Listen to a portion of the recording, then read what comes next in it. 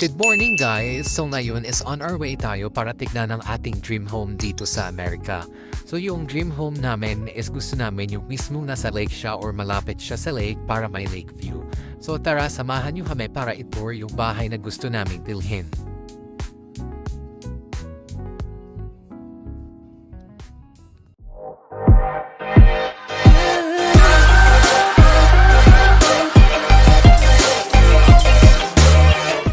So dito tayo ngayon magsisimula sa second floor at hindi ko rin alam bakit nandito ako nagsimula. Siguro kasi hindi ko alam paano to simulan mag-house tour.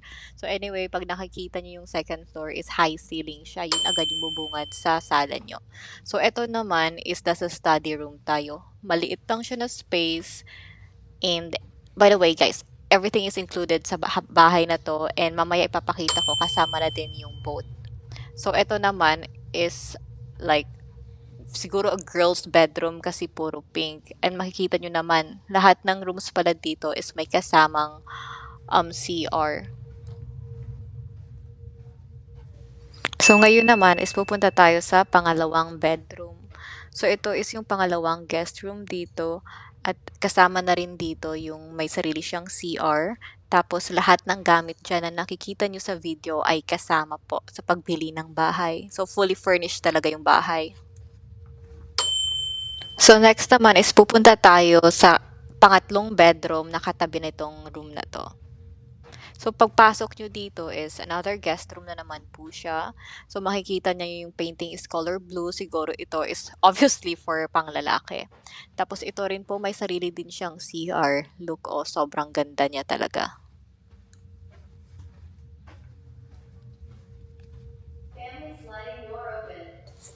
So, ayun narinig nyo. So, yung bahay din is medyo smart home siya. So, nag-a-alert siya if may papasok or lalabas ng bahay. And the next step naman natin is pupunta tayo dito sa cinema room or tinatawag nilang media room or theater room. So, nakikita nyo na may maliit siya na para siyang sinehan. Cute lang siya pero sobrang ganda ng pagkakagawa. As in parang lahat na andito. If gusto mo manood ng movie, sobrang ganda dyan.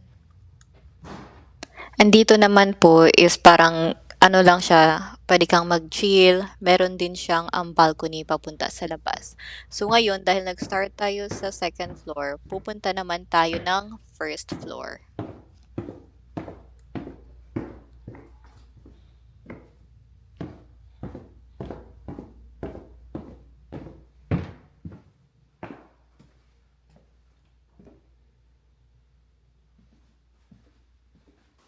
So, ito naman guys, this should be bedroom 4. Kaso, since model house nga po ito, is ginawa nilang office room to. Pero bedroom po talaga siya. Pwede dyan magkasya yung maliit lang na bed. Andito naman po tayo sa kabila. Ito po yung sinasabi nilang office or computer room something. Ito po talaga yung office room, hindi yung kabilang room. So, ito po yung pagpasok nyo sa loob ng bahay. Sasalubungin po kayo ng sobrang high ceiling. And then, eto na, pahabang hallway papunta ng sala. So, sobrang taas po ng ceiling dito sa living room and sobrang ganda talaga at ang mamahalin ng mga materials na ginamit sa bahay na to. So, yung bahay po na talaga ito is model home po siya, tapos binibenta ngayon. So, if bibilhin nyo yung bahay, kasama na po lahat. Lahat ng plato, lahat ng furnitures, lahat ng equipments, at may kasama po siyang boat. Yes po, yung boat po is pupuntahan po natin siya mamaya sa likod ng bahay. And FYI, yung bahay natin is on the lake itself. So, sobrang ganda niya talaga. So, ito naman yung pantry niya. Ang laki ng pantry niya Their compared sa pantry is ibang also mga big. bahay. They have a big pantry. This one, the pantry. So big. I think you have to. Yeah, there's a window here, but there's This no one. window on the bottom. So really high tech. Yeah. It's something and it will open auto. Automatic.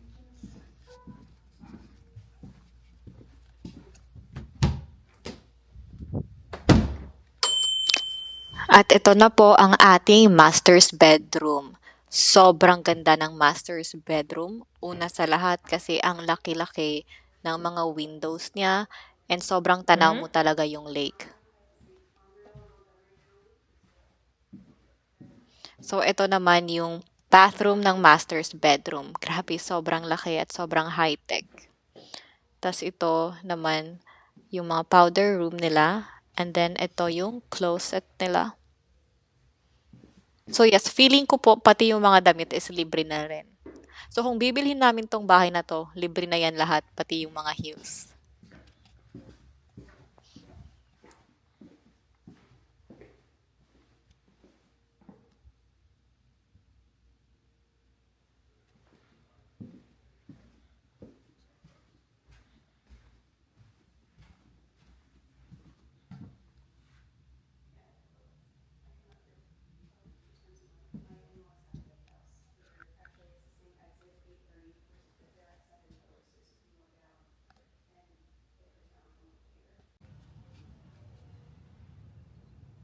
At andito po tayo sa pinaka-favorite kong part sa bahay na to is yung nasa likod po niya.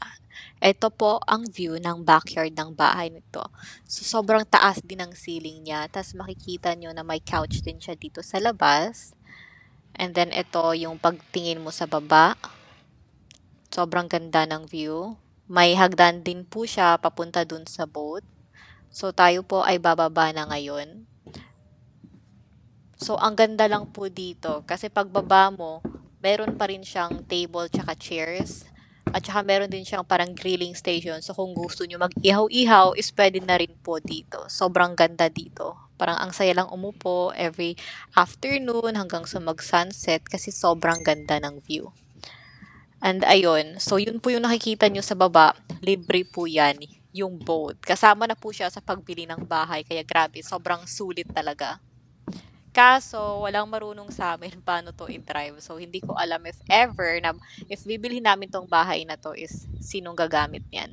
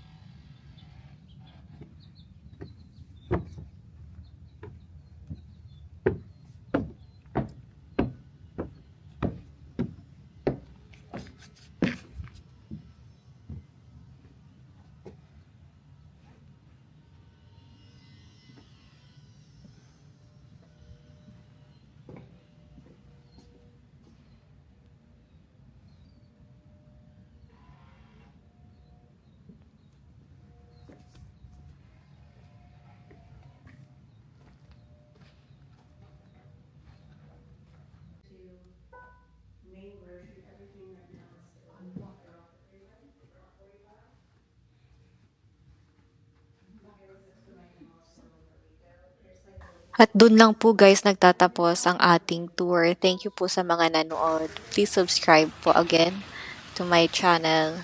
Thank you. Bye!